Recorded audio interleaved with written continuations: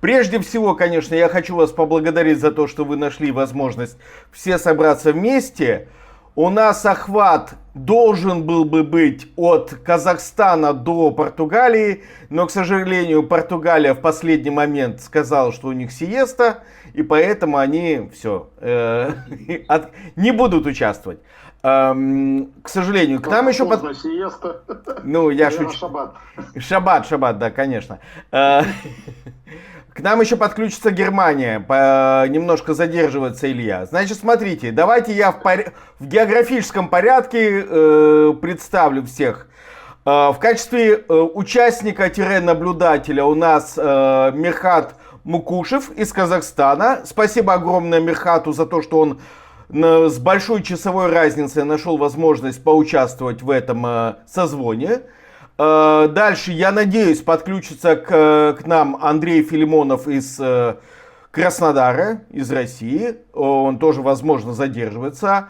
Также надеюсь, что, может быть, подключится Виталий Ватановский из Хорватии.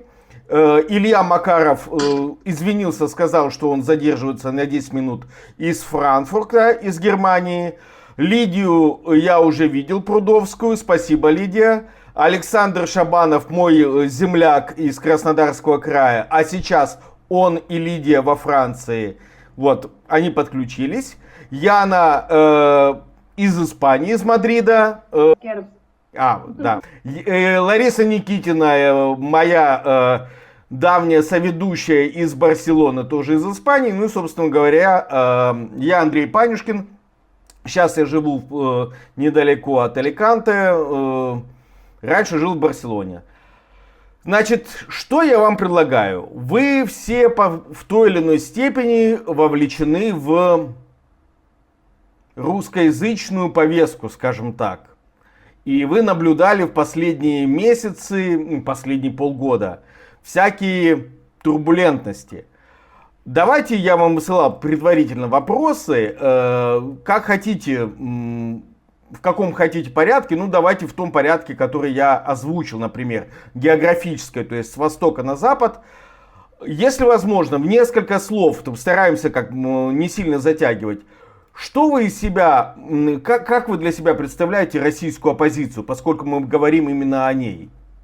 Ну, сторонний наблюдатель, поскольку я, наверное, да, все-таки представитель другого государства, пусть, как говорится, в орбите, но тем не менее все равно как-то слежу за повесткой. Вот. Ну, это, конечно, происходящее, оно в целом производит удручающее впечатление для меня. Вот.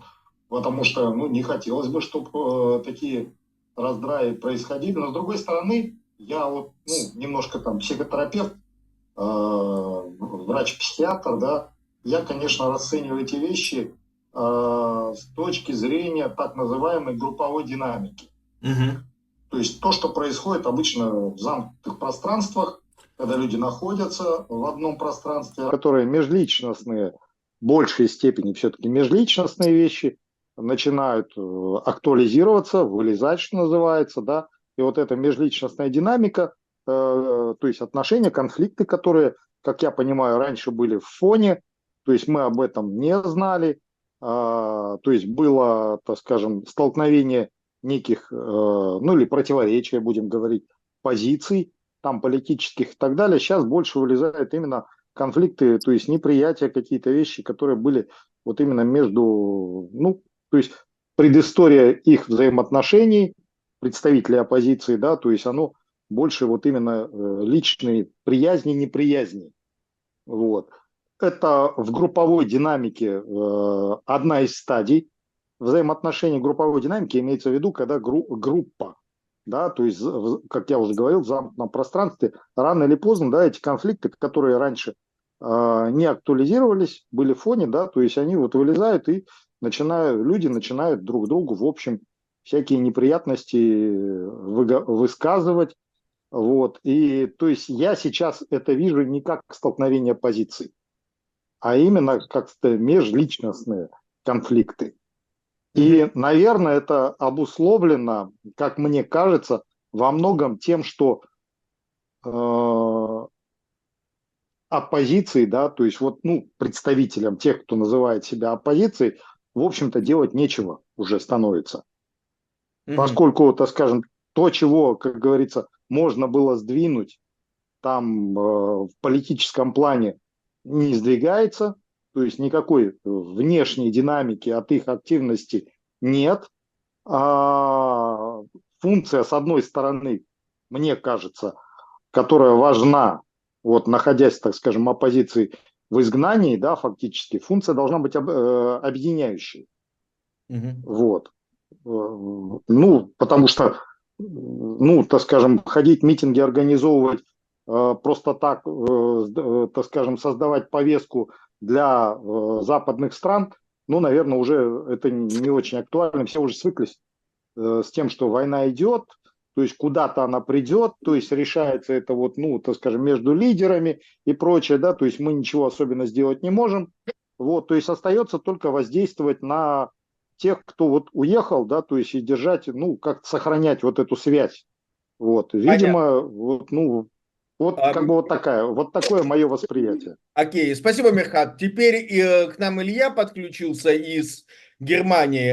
Илья, в нескольких словах, что для вас российская позиция внутри России и за рубежом? Ну, прежде всего, за рубежами России.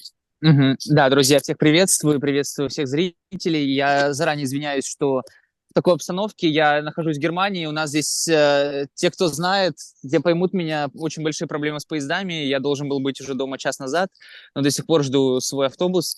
Вот, поэтому приходится в таких условиях находиться. И спасибо за вопрос, очень хороший вопрос, очень важный.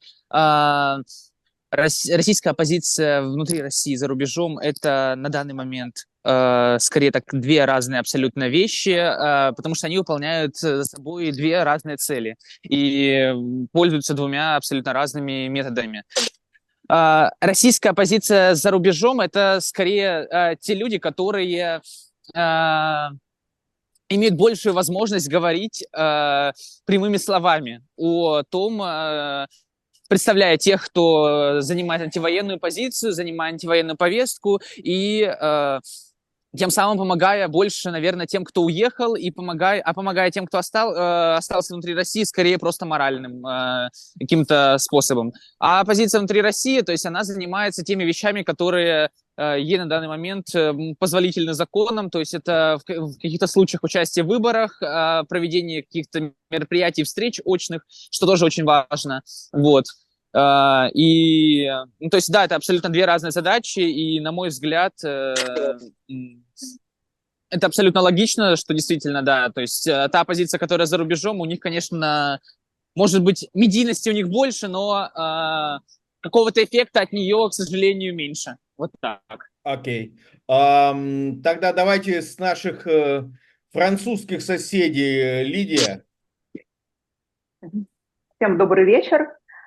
Ну, для меня российская позиция внутри страны практически не существует. Я считаю, это уже такой полуразлагающийся труп, да, который время от времени пытается там дернуть рукой. Вот так. То есть, ну, какая позиция? Все там, я не знаю, последнее вот высказывание Шлосберга, да, типа он там какой-то был оппозиционер еще, последний из оппозиционеров, которого они посадили в тюрьму, ну, и то есть он несет нам полнейший бред, и, ну, что это оппозиция? Естественно, нет. За рубежом оппозиции, ну, ее тоже как таковой нет, оппозиция все-таки это какое-то крупное объединение.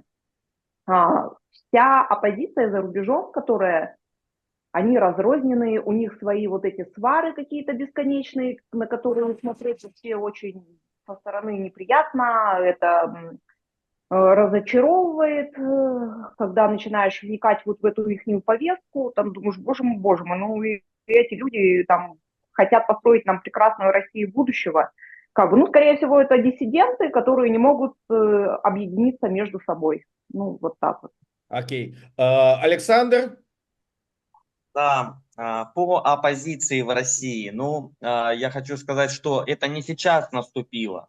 Это, может быть, все те, кто жил в больших городах, в Питере, в Москве, там еще какая-то вот такая европейская, может быть, европейского уклада жизнь была.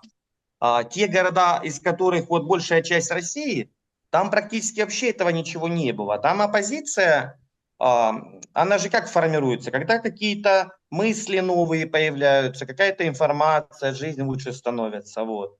И оппозиция в России, да, она в большей части как единорог. Там ее не водилось, по сути. Вот. Потому что они даже... Вот я жил в маленьком городе, когда ты начинаешь о чем-то с ними говорить таком, они вообще даже не понимают, они абсолютно аполитичные люди. Вот. И в Э, России, мне кажется, что Извини, они живут Александр, как вот, они имеются в виду жители Кропоткина, да? я хочу сказать, да, то, что сам видел, они как муравьи, как живут каким-то ульем, понимаете, вот разрозненным причем. Там не то, что именно нет самой оппозиции даже, там, во-первых, понятия этого нет, во-вторых, там объединения нет ни в чем. Вот, на этом и оступилась вся программа оппозиции, которая была в Москве. Они необъединяемые.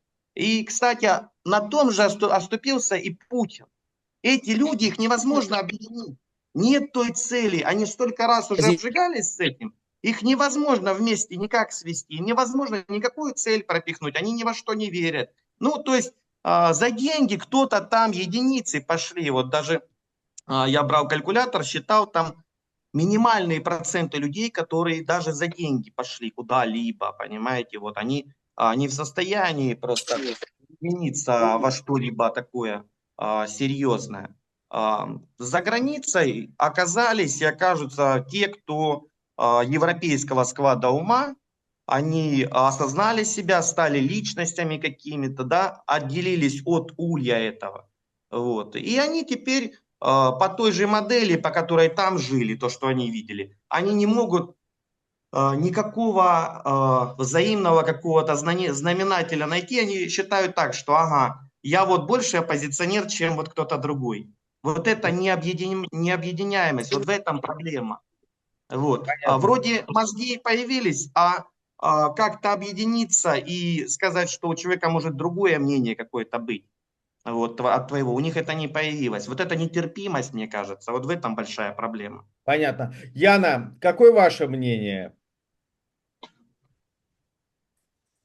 Да, я, честно говоря, по поводу оппозиции не очень могу как-то выразить свое мнение, поскольку, потому что я считаю, что в России оппозиция действительно невозможна.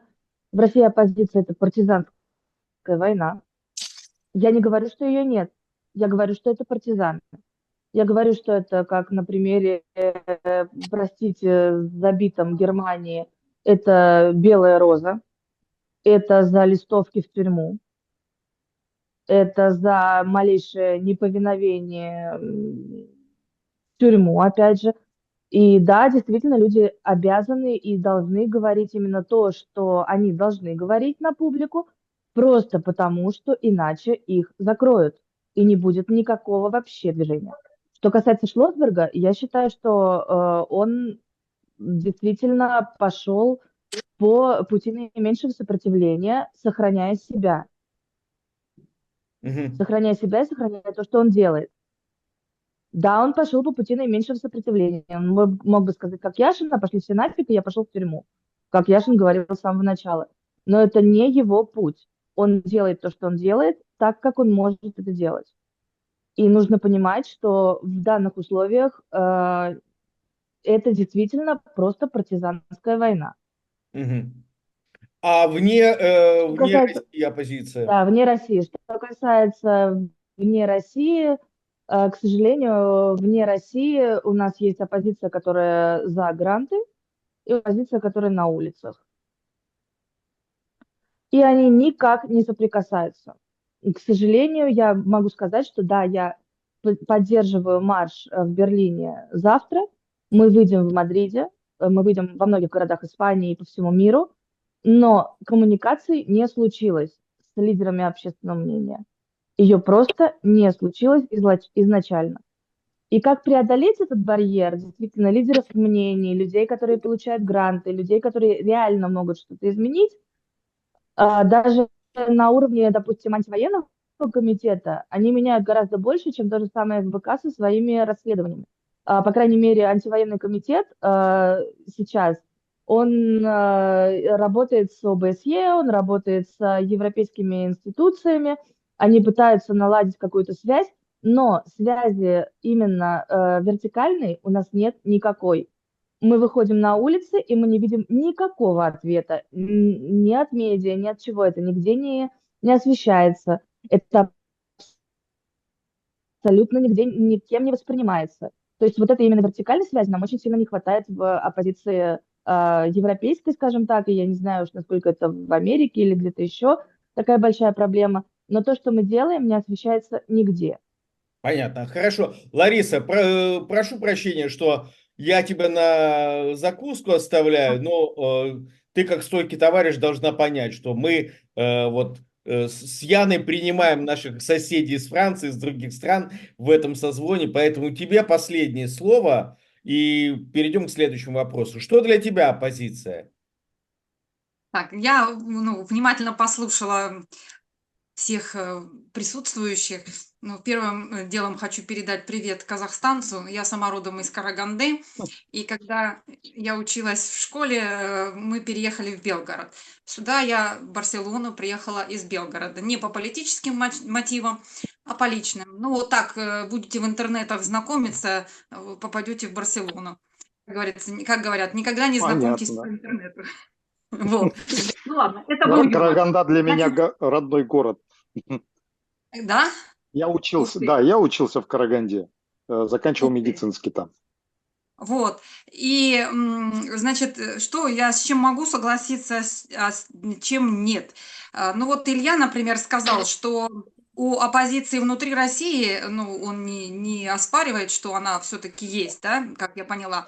Внутри России и за рубежом разные задачи. А я бы сказала, что нет, задачи не разные, просто разные сферы применения, именно из-за того, что в России существуют репрессии. Я вообще всегда всем говорю и пишу в разных соцсетях о том, что в России репрессии, поэтому с россиян требовать что-то сверхгероического, это как минимум, в общем, нечестно. А вот россияне за рубежом молчать, это мое мнение, не имеют права. И у меня, например, есть единомышленники внутри России, я с ними общаюсь, задавались присутствующие вопросом, как преодолеть барьер, разговаривать с россиянами внутри России, и за рубежом, естественно, тоже. Я, например, без всяких грантов сама вот так вот для себя решила, я занимаюсь антипропагандой в разных соцсетях, я есть везде. И при этом я вхожу в дискуссии, где именно запутинские дискуссии, например, портрет нашего бункерного с какой-нибудь хвалебной подписью, там много запутинцев. Я отличаю, где бот, где тролль, где искренне считающий, что это как бы все хорошо, правильно Путин делает. Они даже отвечают по-разному. И туда же входят антипутинисты, скажем так, и антивоенные россияне тоже входят и общаются там уже под своими никами или как, это уже другой вопрос. Вот.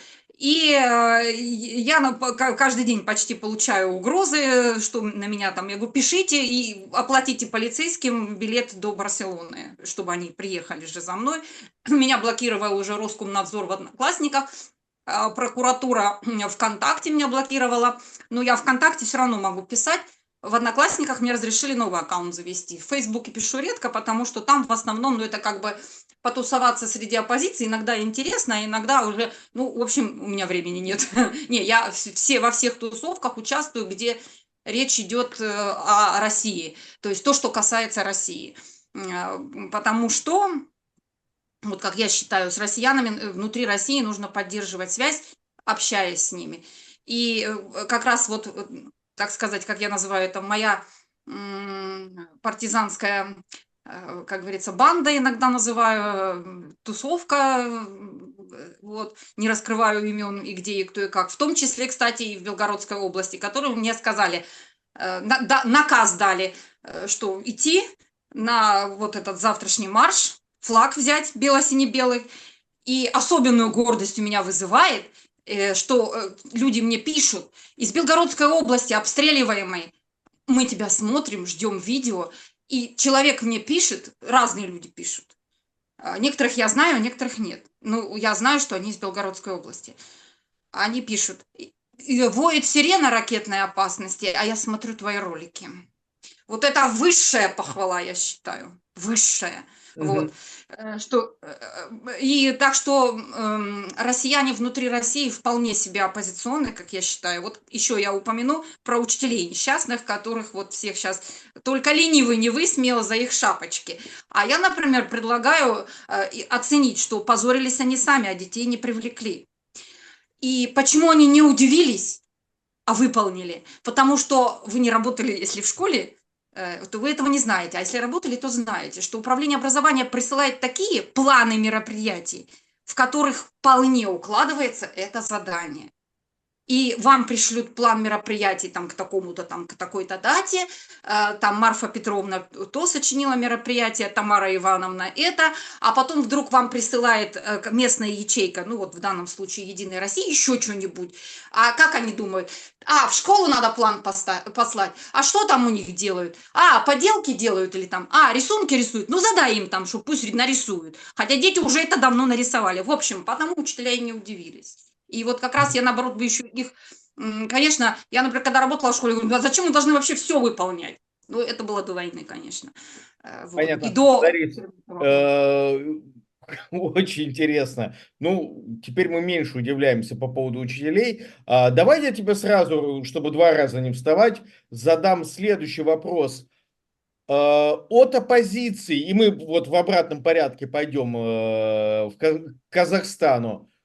От оппозиции вне России, ну, я бы тебя причислил к такой оппозиции, которая, ты нам говоришь конкретно, какими действиями ты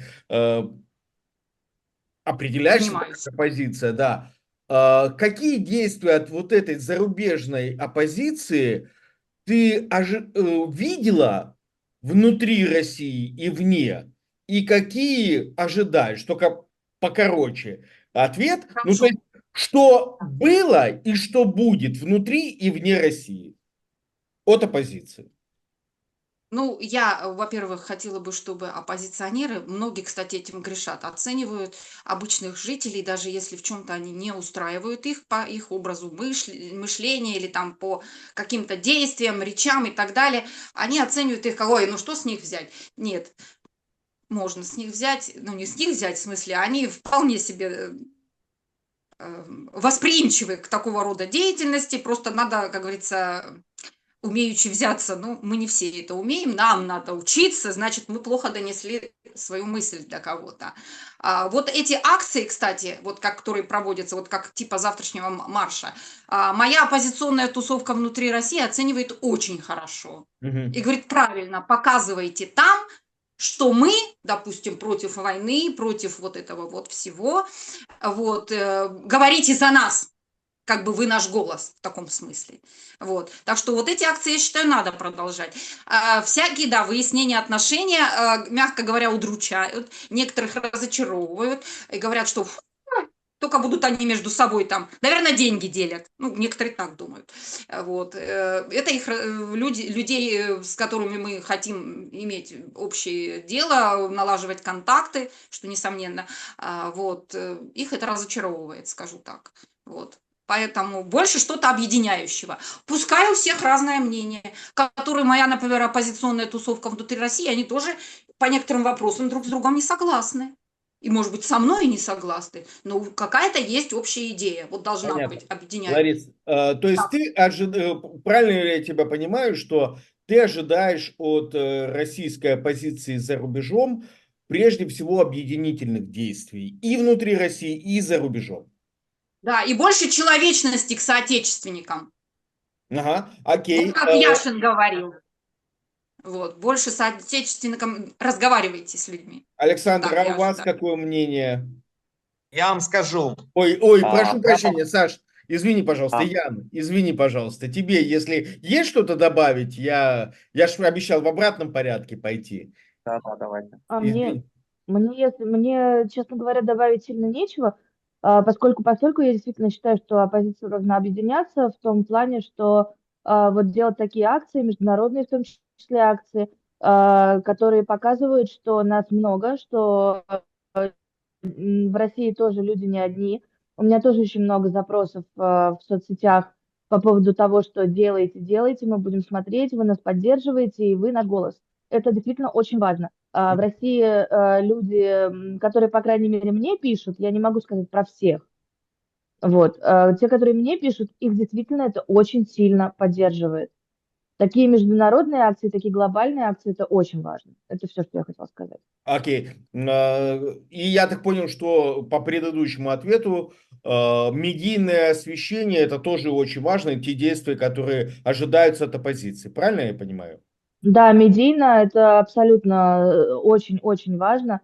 То есть хотя бы, по крайней мере, даже та же самая акция мемориала, которая прошла недавно, «Возвращение имен», которая показала, что в 150 городах вышли люди. Из них 16 городов в России. 16 городов в России вышли с В возвращением... Белгороде тоже было. Конечно, да, вышли с возвращением имен. Только подумайте, 16 городов вышли с такими мерами предосторожности, которые я просто вообще себе не представляю, чтобы их там, не дай бог, не загребли.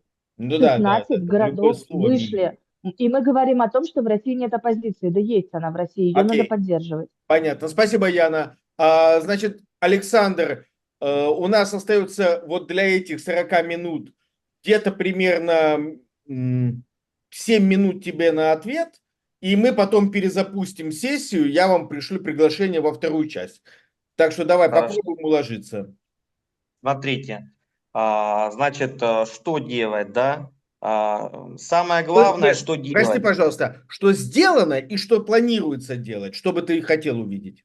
что бы я хотел, чтобы было сделано. Самое главное, это друг другу помогать, вот, вне зависимости от того, что, может быть, по каким-то там вопросам, каким-то маленьким не сошлись, это верно. Помогать говорить о том, что и организовать какой-то, вот уже есть и ковчег, есть уже, да, всякие Адиль там во Франции, потом везде есть группы, и еще больше нажим сделать на то, что помогать тем, кто боится что-то внутри сказать, боится как-то повлиять, боится, чтобы этот человек не оставался без помощи, что его в любой момент, чтобы могли его вывести оттуда, вот, спасти, скажем так.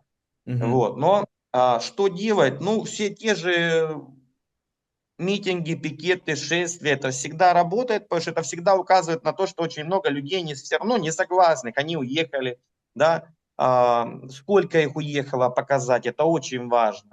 Вот, потом что еще? Потом я бы хотел еще именно вот по самой оппозиции сказать, ведь все эти действия в тоталитарном режиме, авторитарно-тоталитарном, которым сейчас является Россия, каким она всегда по сути была, это очень плохо работает. Почему? Потому что все связано, все повязано, и все там всегда силовики у власти. Всегда, там практически никогда не было демократии. Вот. И такие тоталитарные, авторитарные режимы, обычной оппозиции, почему, да, вот тяжело как-то оппозиции продавить, им просто это не дают сделать, это опасно, да, вот, поэтому я говорю, что нужно помогать, гарантировать выезд какой-то, показывать, что того вывезли, этого вывезли, чтобы они не боялись. И Понятно, хорошо. Да. воспринимать нужно оппозицию, это же как лекарство от какой-то болезни, правильно?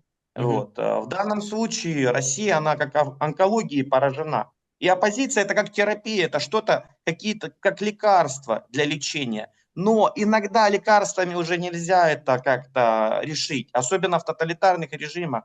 Демократическими путями решить это практически невозможно. Оно либо загибается само от экономических каких-то проблем и внутренних политических, которые подогреваются еще, да, вот, говорят, что там лучше, да, с кем вы воюете, там лучше люди живут, да, это постоянно объясняется, это постоянно показывается. И опять же, если не так, то это только физически, возможно, какой-то захват. Ну, люди с такими оппозиционными взглядами, да, не радикальные, которые гуманные, которые евронаправленные такие, ну вот я в этом плане, что такие интеллектуалы, они никогда за оружие ведь не берутся, правильно? Они Понятно, говорят, Александр. говорят, вот. Ну что, мы здесь собрались все такие, поэтому мы говорим, говорим, говорим. И нужно стараться помогать тем, кто внутри, тем, кто снаружи выехал. Вот за счет этого нужно как-то объединиться и показать тем, кто внутри, что нужно быть прежде всего людьми. Вот, и помогать друг другу. Обратился человек, вот я на своем примере уже нескольким помог. И жилье нашли мы, и рассказал, как, что, куда обратиться, как, когда приехали только во Францию, то есть, ну, какие-то шаги такие. Вот, самое главное, это друг другу руку подавать. Понятно. Спасибо, Александр. Лидия, я вижу, что у нас есть еще 4 минуты. Есть возможность уложиться в это время в ответ? Что сделано и что нужно сделать? Ну, постараюсь, да, уложиться. Давайте. Ну, для меня, я жду все-таки от оппозиции за границей, да, какого-то объединения, потому что самое главное все-таки, чтобы они могли объединяться с друг другом, могли объединяться за границей также много украинцев, объединяться с украинцами.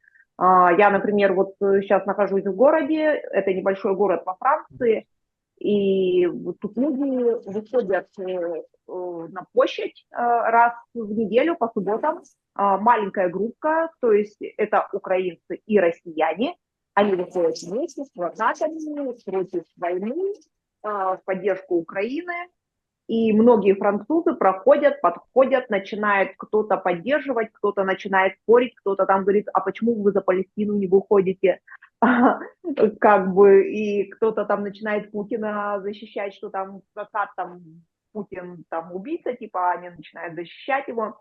То есть, и вот это вот надо показывать, чтобы, ну, объединяться вместе, выходить вместе. Митинг, который завтра планируется, я считаю, что это очень, ну, как бы тоже важное событие.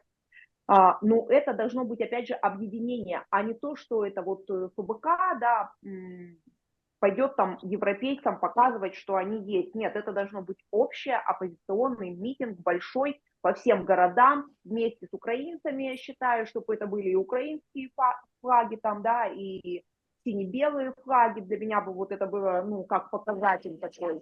И, естественно, я ожидаю от них помощи. Например, я вот полгода просидела в Грузии с детьми, сейчас 2 месяца во Франции.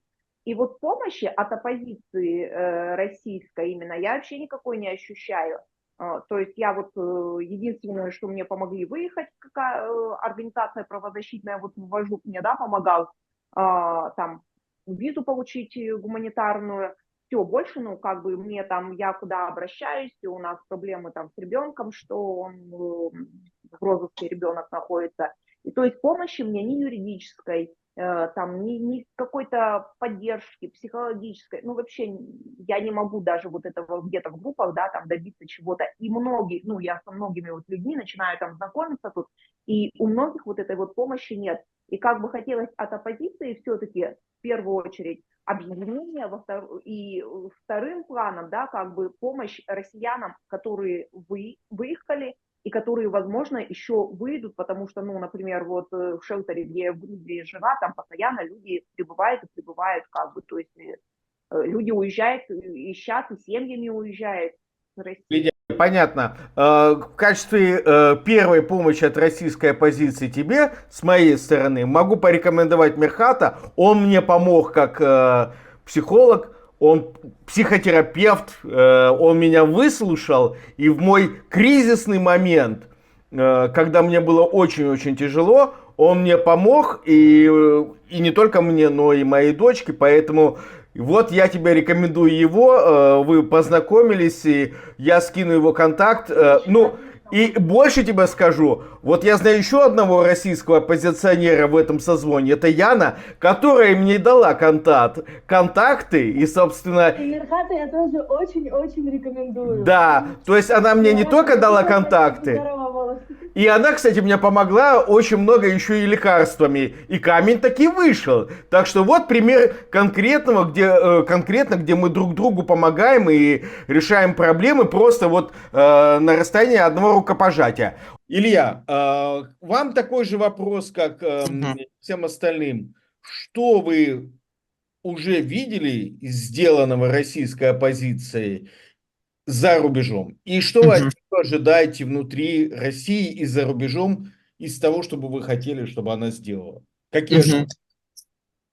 Ну, российская позиция, когда, если захочет, она может очень много всего сделать, и мы это видели на разных инициативах, проектах. Например, мне очень зашло, когда они 12 июня сделали марафон в поддержку политзаключенных, когда, то есть мы на практике увидели это объединение, о котором все много говорят, что абсолютно разные спикеры с разной аудиторией ради общей цели какой-то вместе провели эфир. И, например,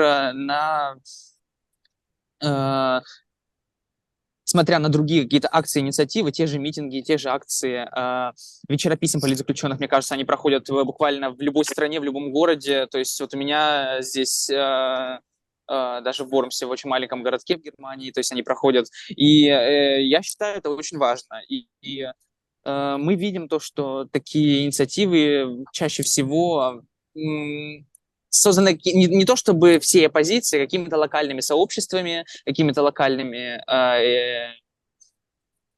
движениями, инициативами. И, ну, так, тем не менее, я считаю, это очень круто, очень хорошо, что так сделано. И, на мой взгляд, вот не хватает того, чтобы за вот этими всеми идеями, за тем, что они уже сделали, был какой-то реальный результат. То есть вот, например, все эти бесконечные форумы, конференции, которые проводят, это, ну, откровенно говоря, это просто прийти поговорить, как бы, про есть грантовые деньги, как бы, а за этим ничего не стоит. Я как бы говорю это потому, что сам принимал участие в одном из таких форумов, причем это даже организован был не российской оппозицией, но в том числе она была приглашена. И да, вроде здорово, круто, классно, но после того, как все поговорили, разошлись, никаких абсолютно действий нету. И оппозиция получается только тогда, когда есть конкретная цель и когда мы можем действительно увидеть конкретный результат. Вот, как, например, 12 июня марафон в поддержку политзаключенных. Или, например, когда конкретная акция, например, вот акция «Мемориал», которые тоже сейчас прошли во многих городах, чтение писем, чтение имен политически репрессированных. Вот тогда мы это видим, да. И то, что мне не хватает, это как раз вот таких конкретных действий с конкретным результатом. Я не скажу даже, что именно объединение, потому что я немножечко, наверное, скептично к этому отношусь, опять же, потому что объединение без цели, объединение без конечного результата, это просто вот прийти, сесть, поговорить и все. Да, там на первых порах это будет классно, что наконец-то все сели за общий стол, у всех общая позиция, и как бы вроде бы работают единым фронтом, но пока не будет какого-то результата, мы даже не сможем оценить эти действия. И сказать о том, что получилось или не получилось, у нас не получится. Вот, поэтому я жду от оппозиции, вот как уже здесь выше сказали другие спикеры, во-первых, это помощь россиянам, потому что мы все сталкиваемся с большими проблемами. Эмиграция — это не... Мы уехали в другие страны не от хорошей жизни, поэтому на первых порах действительно нужна вот эта помощь, нужны вот эти идеи, как вот это, например, все можно сделать, осуществить, как можно помочь другим, и я считаю, это очень важно. И второе, вот первое — это помощь, второе — это как раз-таки придумать то, что вот мы, во-первых, сможем сделать. То есть мы, как бы мы ни хотели, мы просто от того, что объединимся, Путина не свергнем. Вот. Но мы можем, например, помочь, допустим, тем же политзаключенным более активно, чем мы это делаем сейчас. И ради этого, я считаю, стоит приложить намного больше усилий, в том числе тем, что работа консолидирована, объединенно. Также, мне кажется, не хватает каких-то более таких низовых движений на местах, потому что я помню, вот например, по России, по Ижевску у нас было очень много разных организаций, и в том числе вот городские проекты Максима Каца, какие-то левые движения, штабы Навального. И это были инициативы, в которых можно было что-то делать, которые сами при этом что-то делали. И вот мне кажется, что здесь этого как раз не хватает. Я, может быть, конечно, сужу по своему вот городу, по тому району, где я нахожусь, вот. Но мне вот лично этого не хватает. Того, чтобы можно было даже просто прийти и элементарно пообщаться. Того, чего нам очень-очень сильно не хватает сейчас. Вот.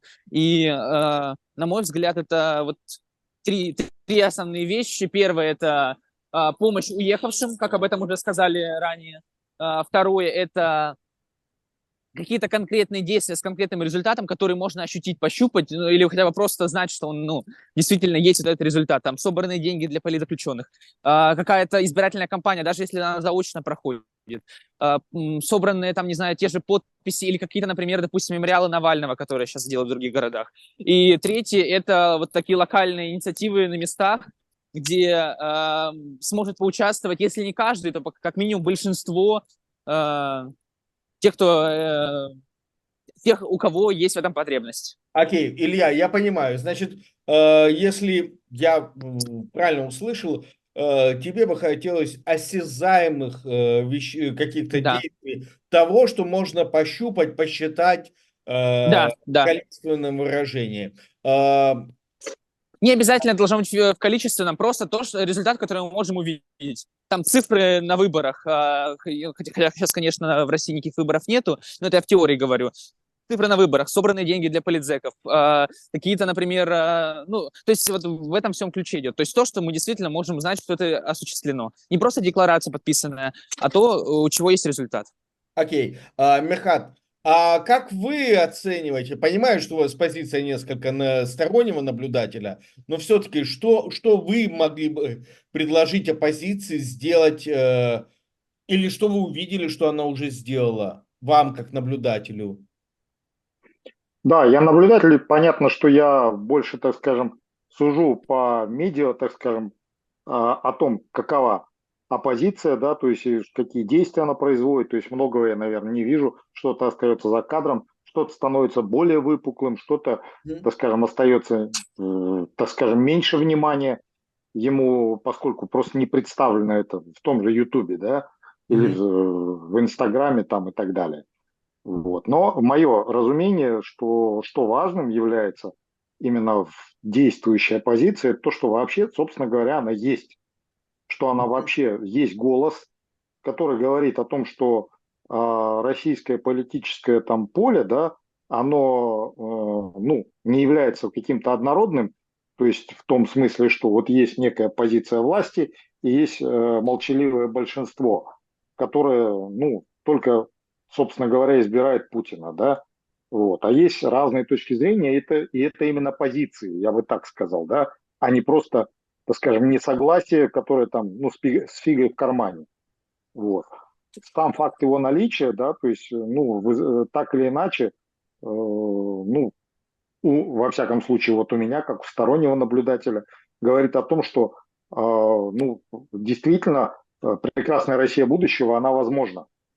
Отлично. Вот. Э, Да. Чего не хватает? мгм. Вот. Мне кажется, да, вот для меня, опять же, как мне кажется, что вот эти вот, как я уже говорил, межличностные противоречия, да, то есть столкновения, конфликты, которые обнажились, ну, они, наверное, должны, так скажем, каким-то образом научиться их разрешать. То есть понимать, что у всех есть что-то общее, важное, ценное, вот, несмотря на те вот противоречия и так далее, да. В противном случае это, ну, вот то, что мы сейчас видим, мне кажется, это деморализует людей, которые сочувствуют, которые сами, может, не выходят, да, вот, но понимают, что вот наличие таких лидеров, да, оно дает им надежду на будущее, а вот то, что мы видим, да, то есть вот эти дрязги и разборки, ну, они просто говорят о том, что вообще за кем идти-то, собственно говоря. Мгм. Вот, потому что мне кажется важно для вот прекрасной России будущего, важно сохранить еще и идентичность, а не ассимилироваться в европейском сообществе. Мгм. Потому что, да, можно просто влиться, да, и, в общем, забыть о России и жить уже там, где, как говорится, куда занесла судьба. Вот, и тогда действительно, да, то есть, ну, собственно говоря, как бы надежда, на что вообще остается надеяться? Мгм. Понятно. Ну, к сожалению, у Александра возникли сложности вернуться к нам. Сейчас он будет пытаться подключиться. Спасибо за то, что вот мы так, преодолевая сложности, ну, смогли обменяться своими мнениями. И, ну, если хотите, немножечко добавить провокации к нашему разговору, Как вы думаете, чем закончится вот этот вот продолжающийся в многих сериях? Это уже свободная беседа, то есть вы из вежливости уступаете друг другу место, но я уже не буду вот как-то давать кому-то слово. Чем может закончиться этот продолжающийся многосторонний конфликт между ФБК, Ходорковским, Кацом и всех со всеми? Вот какой вы увидите итог? Ну, Михаил, давайте с вас, раз мы вот закончили на теме, Мгм. что личные претензии, как я понял, вылились вот в такое вот большое и многосерийное действие, которое мы наблюдаем в течение 24 года особо ярко. Чем это кончится? Ну, я, исходя из своего, так скажем, опыта психотерапевтического, понимаю, что вот из вот этой коляски никто не вывалится. То есть все уже, как говорится, все оказались в этой, ну, на одной подводной лодке, хоть и каждый думает, что вот, ну, вот это поле возможно отвоевать и так далее. То есть рано или поздно, я думаю, конфликты должны, если не сняться, но дезактуализироваться. Вот. Естественно, наличие внешнего врага, оно способствовало бы, но внешний враг сейчас недосягаем. То есть, в общем, что-то сделать с внешней ситуацией практически невозможно. Вот. И вот я поддержу, да, вот всех выступающих, что, наверное, было бы хорошо все-таки, чтобы все лидеры оппозиции обратили внимание на то, что, ну, ради кого-то они вообще существуют, не только для того, чтобы себе отвоевать место под солнцем, да, а они претендуют на роль лидеров, а лидеры это те, кто вот ведут куда-то людей. Пока, да, так скажем, ну, они больше нуждаются, как мне кажется, вот в этой своей пастве, то есть своих там подписчиков, сочувствующих, нежели что-то для них в целом делают. Да, они объединяют, разговоров нет, но и разъединяют. Это тоже нужно понимать. Мгм, мгм. Вот. Ну, то есть, правильно ли я понимаю, общий враг в лице российского режима не смог объединить так, как мог бы объединять, а объединиться не против, а за что-то, ну, например, ради идеи помощи россиянам, которые хотят уехать из страны, им срочно нужна помощь. Ради этой идеи не объединились, ради идеи помочь тех, кто уже оказался за рубежом, тоже не объединились. И мне, насколько я помню, эта мысль о том, что помогать нужно россиянам за рубежом, тоже посеяла раздор среди представителей российской, как бы лидеров в кавычках, российской оппозиции за рубежом. То есть и то не объединило, и это не объединило. И получается, если я вас правильно понял, все эволюционным путем должно закончиться, то есть режим поменяется, и тогда конфликт будет как таковой исчерпан. Так? Ну, я про режим даже и не говорю. Я говорю о том, что вот сейчас будем говорить то, что происходит среди, так скажем, релокантов, уехавших так или иначе, да, это пусть виртуальная, да, но модель, так скажем, вот этой не России будущего, пусть даже так, а Россия настоящая, но другая Россия. То есть та, которая не хочет жить, ну, вот в тех условиях, которые есть. Вот. И есть те, кто ассимилировались, то есть они, собственно говоря, от России отваливаются постепенно. То есть теряют вот эту российскую идентичность, да, то есть, ну, ассимилируясь, да, то есть они живут там, где есть, где, как говорится, врастают в другое общество. Но есть те, кто вот, ну, как я понимаю, да, хотят сохранить эту идентичность, то есть и сопереживают, и живут. И есть у этого сообщества лидеры, вот. Но вот лидеры, они, мне кажется, что, ну, правильная модель, да, то есть они, во-первых, должны представлять интересы этого сообщества. И представляя интересы, да, то есть делать что-то хорошо для них с помощью, ну, максимально своих возможностей. Сейчас вот эти разборки, да, мне кажется, они не про заботу о своем, так скажем, электорате, Окей. а про что-то другое. Девушки и Илья, извини, я просто тебя не вижу. Свободно высказывайтесь, у кого есть что добавить. Ну, давайте я добавлю. Давай. Ну, все-таки, если, я считаю, оппозиция должна вот наступить на свое эго и подумать, для чего они вообще есть. То есть, если они хотят создавать какую-то Россию будущего, то для кого они? Для себя хотят ее одни создавать или все-таки для общества, да, для российского общества? То есть, и если они не научатся объединяться, то для кого они будут ее создавать? Ну, чисто только для себя получается. Вот, например, я нахожусь в городе, да, во Франции, и мне тут много помогают украинцы. То есть тут, объединение вот идет помимо каких-то, ну, то есть они должны стать нас врагами, да, но тут нет такого. Они мне помогают, они подсказывают, куда можно обратиться, как лучше все сделать. То есть и в оппозиции должно быть точно так же. Если они вот не смогут этот барьер преодолеть, то, ну, то России будущего, наверное, тогда вообще не будет. Окей, понятно. Яна, Лариса, Илья. Да, я бы тоже хотел высказаться по поводу объединений, по поводу вот конфликта Ходорковский-Кац ФБК. По Чем поводу кончится, да, скажи Да, мне. да. Чем кончится, мне кажется, ну, во-первых, не первый, не последний раз оппозиция вся ссорится. И я думаю, на самом деле, что это лишний раз показывает, что произошел, ну, что общество в целом, не только в России и не только там в Европе, а вообще, в принципе, сейчас в мире очень-очень поляризовано. То есть, я не знаю, это какой-то...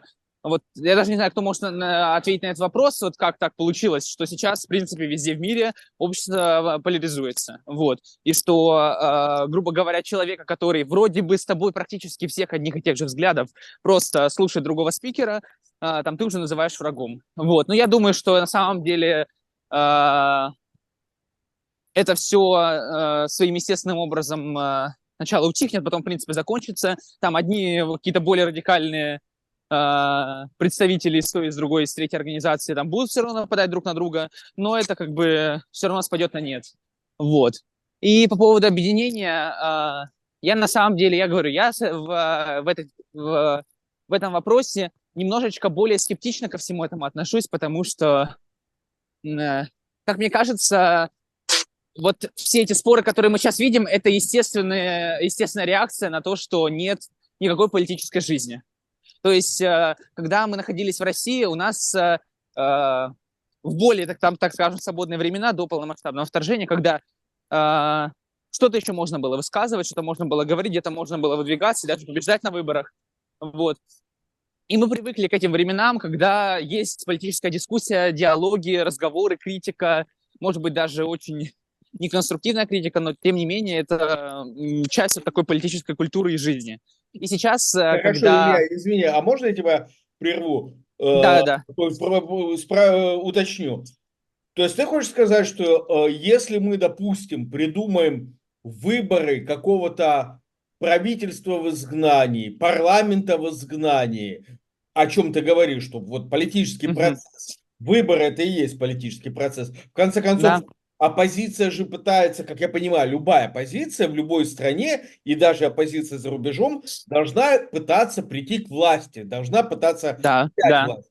То есть ты предлагаешь нам попытаться избрать неких представителей путем выборов и потом добиваться прихода к власти. Правильно я понял? Не совсем, потому что, вот, например, мы на примере белорусов видим, что вот у них прошли выборы в Координационный совет оппозиции, и даже еще до выборов, вот уже после как раз спада всех этих протестов, собственно говоря, не то что популярность, а доверие к ним очень сильно упало, и в выборах принимали участие там, ну, совсем крошечное число людей, и никакой особой легитимности даже как бы среди своих оппозиционеров оно не имеет. Потому что, я еще раз говорю, нет сейчас никакой той цели, ради которой стоило бы объединяться. То есть это мы, возможно, в этом и есть смысл, когда мы увидим, что сейчас вот то самое время, когда у нас есть какая-то возможность, какая-то цель.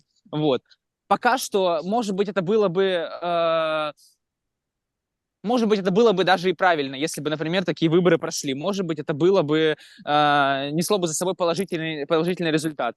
Но я не вижу, что этот совет бы как-то активно работал и что-то бы активно делал, и это приведет просто к еще большим срачам, просто уже не онлайн, а оффлайн. Вот. Поэтому как бы я считаю, что нам нужно сначала найти то, вот как раз вот я уже здесь, другие спикеры говорили об этом, то, что нас объединяет, и работать вот как раз-таки, работать ради этого. Не объединиться как в одну партию и там, где никого не критиковать, ни в чью сторону не смотреть, а ради какой-то конкретной цели, ради каких-то конкретных действий и событий. Вот. И вести диалог. Ну, то есть, мне кажется, это просто естественно, что начались такие конфликты, потому что хочется все равно как-то... То есть сейчас, может быть, такая неформальная борьба идет за лидерство в оппозиции, поэтому, ну, то есть... А любая борьба, любая конкуренция — это так или иначе, ну, то есть это не объединение, это разъединение. Вот. Но по-другому, то есть, мне кажется, просто это естественный процесс. И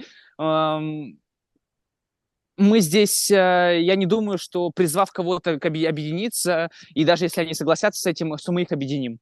Потому что объединяет общая цель, общие действия, общая позиция. Илья, Вот, сейчас... Яна, извини, прошу прощения, она очень хочет высказаться. Да, Возможно, да. она знает, что нас может теперь объединить, если нас не объединила борьба против общего врага из-за общей ценности.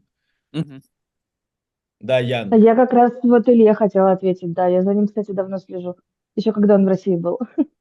Вот, поэтому Кто эти люди? хотела Я вообще сказать не по знаю. поводу... Кто? Я Все. шучу. Прости, пожалуйста. Нет, я на самом деле просто хотела сказать по поводу объединения, потому что у россиян на самом деле и именно в изгнании очень хорошо получилось помогать. Мгм. Очень хорошо получилось организовывать шелтеры, очень хорошо получилось собирать помощь, очень хорошо получилось как-то объединиться для того, чтобы просто помогать. А вот эта вот вся вот политическая борьба у нас получается на уровне России. То есть даже те лидеры, которые сегодня очень рады, что его освободили Илью Ильяшина, очень рада, что освободили Кара-Мурзу, очень рада, кстати, что Навальный пришлось взять на себя обязанности мужа, поскольку его убили. Но они сейчас борются практически непонятно за что. Никаких выборов, никакого признания именно как оппозиции у них не будет. Единственное, что они могут делать, это реально помогать. Кому должны помогать лидеры, такие как Илья Яшин и Владимир Карамурза? Россиянам они должны помогать. Да, они должны иметь в повестке Украину. В любом случае мы всегда должны иметь в повестке Украину. Но кому они должны помогать? Они должны помогать своим, за кого они борются. Мгм. Кто там их выберет, кто там их когда не выберет, вернутся ли они вообще в Россию, это еще науке неизвестно. Это там есть ли жизнь на Марсе, нет ли жизни на Марсе, непонятно. Но то, что они сейчас реально должны направить свои усилия на то, чтобы обеспечить именно слышимость российского сообщества, и российского сообщества, которое сейчас, как белая, гвардия уехала, практически у нас сейчас по цифрам 19, ну, там, я не знаю, 12-19 год, да, когда уехало 1 000 000 людей. Мгм. Этот 1 000 000 людей кто-то должен представлять. Когда Мгм. Илья Яшин публикует свой пост по поводу того, что мы будем организовывать встречу в Берлине, и публикует ее с фотографиями 2014 года, когда у нас вот этот вот российский флаг и украинские флаги, да, я, например, понимаю, что это фотографии 2014 года, и у меня никаких претензий к нему нет. А сколько было претензий по поводу того, что вы извините, конечно, но мы как бы 3 года выходим в бело-сине-белом. И это была принципиальная позиция. Мгм. Понятно. Ну, на самом деле, я действительно согласен с Яной, что у нас есть уже примеры удачных объединений. Мы даже вот в нашем маленьком этом кругу просто уже что называется, подбили бабки, выяснилось, что мы друг другу научились помогать. Александр бился как лев, как гордый кубанский лев, чтобы подключиться к нам. Лариса, прости, пожалуйста. Поэтому Саша позвонил мне, и теперь он скажет, что он считает нужно сказать по поводу, чем закончится междусобойчик, междоусобица между Невзлиным, Ходорковским, ФБК, Кацом, всеми со всеми. Чем это может кончиться? Да потому что и ругаются власти в Российской Федерации. Почему они друг на друга не работают? У нас недавно там у них микрофонки не пришли, забрали уже покойного, недавно умер, уже все забрали. Деньги заканчиваются. Саш, прости, пожалуйста, нам времени во вселенной всей не хватит, чтобы обсудить, почему они поругались. Скажи, чем это кончится, и коротко. Ничем это не кончится. Тем, что все поругались, а потом еще могут поругаться, а потом помириться. Все, окей. Вот. Мы оценили твой героический подвиг, что ты нам позвонил с того края вселенной, поэтому плохо слышно. Поняли твой ответ. Если позволишь, теперь Ларисы, самый терпеливый наш участник, потому что я почему-то в самый конец ставим. Ларис, Ну, прости. Саша, она из Парижа. Ну, хорошо, ладно. В общем, мы-то все молодцы, подключаемся и обсуждаем. Ну вот я считаю, наш психотерапевт как раз научную базу подо все это подвел, и остальные просто вот мы все ее, можно сказать, дополняем. И то, что сейчас вот почему ругаются, ну да, сферы применения нет выборов. И если бы, допустим, оппозиция за рубежом какие-то бы хотела провести выборы, да, могли бы они как-то себя применить. Вот, допустим, как сказал Яшин, когда у нас будет перспектива участвовать в выборах, да, мы должны выдвинуть внутри из своей среды кандидата, который был от нашего имени участвовал в выборах. Вот как раз, если бы такие выборы были, мы бы, вот это все бы перетекло в это русло, что дебаты кандидатов от нас всех оппозиции. Вот. И, ну, чем это закончится, я считаю, как, вот, кстати, опять же, психотерапевт обосновал, победой здравого смысла. Я думаю, наши, как их называют, элиты, ну, они не элиты, конечно, ну, вот, ну, так их называют, они, в конце концов, уже сейчас там закипают, вот они сделают вот это движение по смене власти и попросят помощи у людей. Ну, как попросят? По неволе придется им. И вот как раз тут оппозиция не должна зевать и должна побороться за власть. Как только появится окно возможностей, даже щель возможностей. И тут сразу все распри прекратятся. Они перестанут друг друга ненавидеть, по крайней мере, внешне. А внутренне, ну, это уже дело каждого, кто как к кому относится, конечно. Мы же не можем каждому запретить. И вот это таким путем закончится, я считаю. Окей. Ну, смотрите, у нас 6 минут осталось. Если позволите мне в качестве такого итогового слова, прежде всего, мы сами продемонстрировали себе и, надеюсь, всем остальным, потому что я попробую выдать СМИ это видео в качестве вот демонстрации возможности объединения людей с разными точками зрения, потому что они у нас разные. Мы в нашем кругу оказались поразительно связаны между собой, неожиданно. Кто-то за кем-то следит, о чем я не знаю. Ну, классно. И мы уже умеем помогать друг другу. То есть вот наша реальная демонстрация возможностей. Наверное, да, я соглашусь, что эволюционным путем мы увидим, когда вот эти вот сторонники Каца, сторонники ФБК, сторонники Ходорковского, тех, кого поддерживает Невзлин, возможно, сформируются в некие парламентские партии. Возможно, это такой зародыш, мы же не знаем, как это все происходило, скажем так, в нормальных демократических режимах.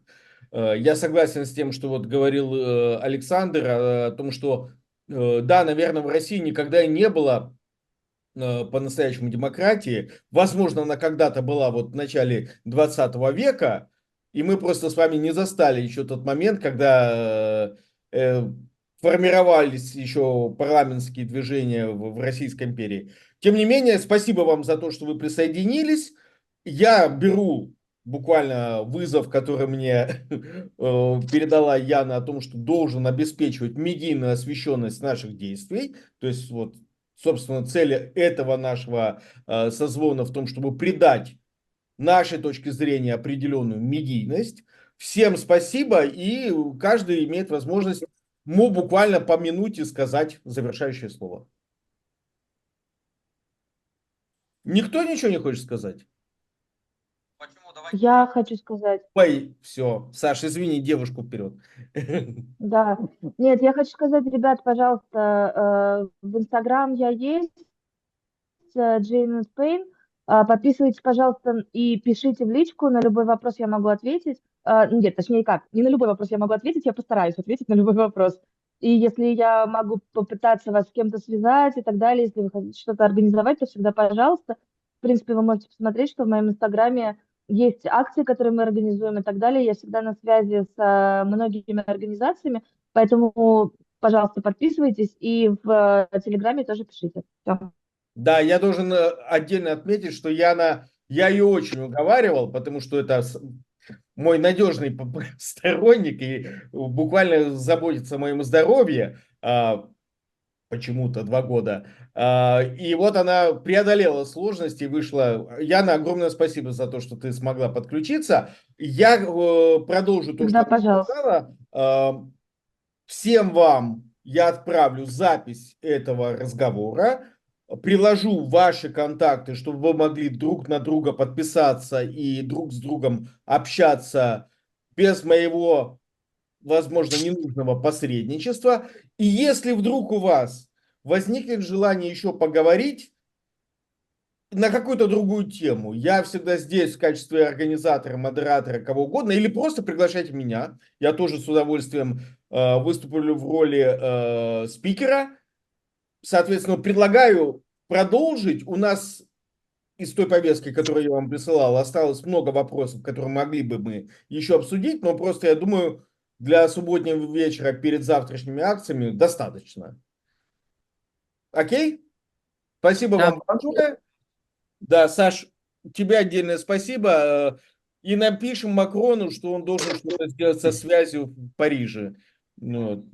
Ну, дай слово всем на минуточку. Да, пожалуйста. Кто-то еще что-то? Я бы тоже хотел буквально чуть-чуть совсем сказать. Сегодня у нас как раз проходил акция, которая должна быть завтра в Берлине. Мы решили на день раньше ее сделать. И сегодня прозвучали там очень важные слова. Давайте разговаривать, давайте не молчать. Нам в той ситуации, в которой мы оказались, очень важно быть, даже если не объединенными, но, по крайней мере, в диалоге, разговаривать и поддерживать контакты друг с другом, потому что нас не так много за границей, вот, поэтому давайте не будем прекращать разговоры, общение, даже если с какой-то позиции мы не совпадаем, очень важно говорить. И это, мне кажется, самый главный ключ к успеху, к объединению и к прекрасной России будущего. Без диалога не будет никакого прогресса. Девушки? Лидия? Ну, давайте я скажу тоже. В общем, мой субботний вечер вот отлично, наверное, пройдет уже после нашего разговора. Вот я могу на этой теме познакомиться. Ну и надеюсь все-таки, что впереди нас ждет что-то хорошее, а не вот этот бесконечный мрак, который там читаешь в телеграм-каналах что-то и думаешь, боже мой, ну это дно уже, а все хуже и хуже с каждого раза. Всем спасибо, всем пока, до следующей встречи. Саша, Всем пока. спасибо, Спасибо пока. большое. До свидания. До свидания. Большое спасибо всем.